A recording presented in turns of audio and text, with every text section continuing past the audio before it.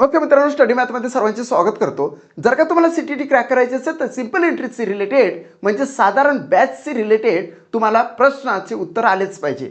या ठिकाणी बघा, एक राशि साधारण बैच पर 10 वर्ष में दुगनी हो जाती है, तो कितने वर्ष में यह राशि उसी ब्याज दर से तिगुनी हो जाएगी.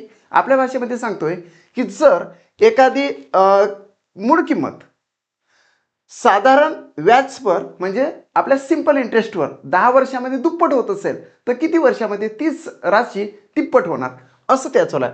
10 वर्षामध्ये जर दुप्पट होत असेल तर किती वर्षात ती तिप्पट होणार, असं जर का या प्रश्नाचं स्वरूप असेल तर एकच करायचं मित्रांनो, हा तिप्पट टार्गेट करायचं. आपण तिप्पटला आपण 300 म्हणायचे परंतु 200 लिहायचे.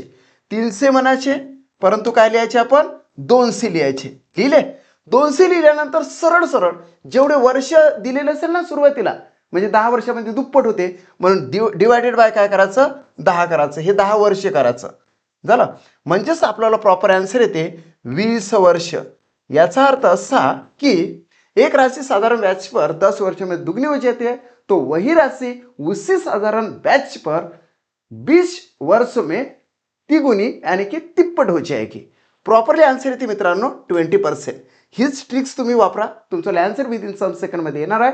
जर का तुम्हाला माझा व्हिडिओ आवडला असेल तर आपल्या मित्राबद्दल शेअर करा, या व्हिडिओला लाईक करा आणि स्टडी मॅथ चॅनलला सबस्क्राईब करायला विसरू नका.